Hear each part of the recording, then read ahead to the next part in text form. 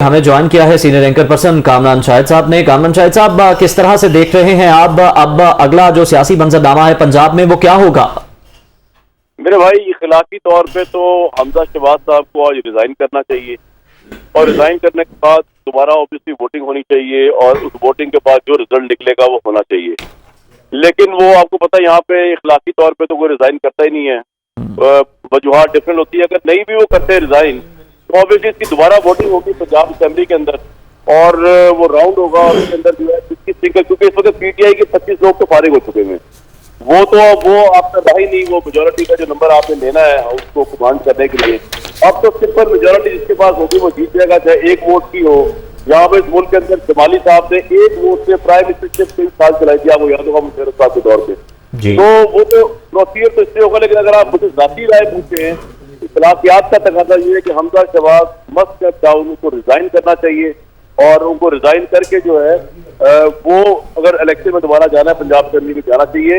इस तरह वो सीएम की पोजीशन जो है वो मेरे हिसाब से फारिग हो चुकी है। जिन 25 लोगों की मेजोरिटी के ऊपर उन्होंने सीएमशिप ली थी वो 25 ही डी सीट हो गए। तो इखलाकी लिहाज से क्या जवाब है उनके पास सीएमशिप पे रहने का?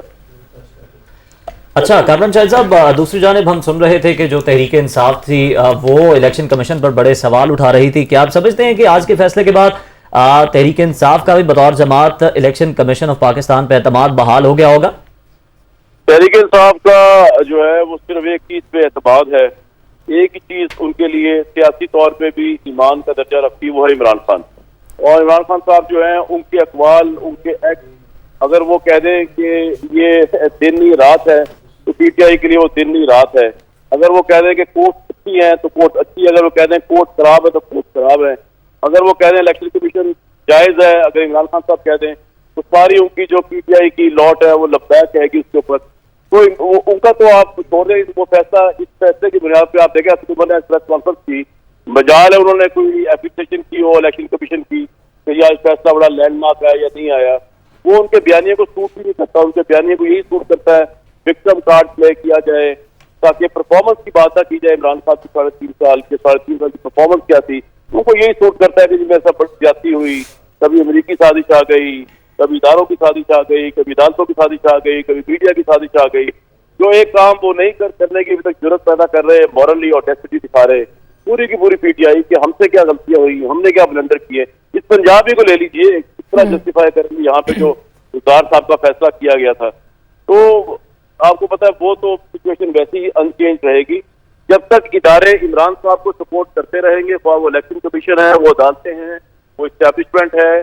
तो ये तमाम 3 के 3 जो है इमरान खान साहब की और उनके कारकुनों की और उनके जितने भी मानने वाले और चाहने वाले हैं उनकी आंखों का तारा रहेंगे। जिस वक्त वो इमरान खान के स्टैंडर्ड से नीचे उतर जाए, स्टैंडर्ड वही है कि उनके हक में 100% फैसला है, क्योंकि इमरान साहब समझते हैं कि सिर्फ वही हक है, जो उनके साथ हक से नहीं है वो न्यूट्रल जो है, वो जानवर है, वो कोई भी हो सकता है।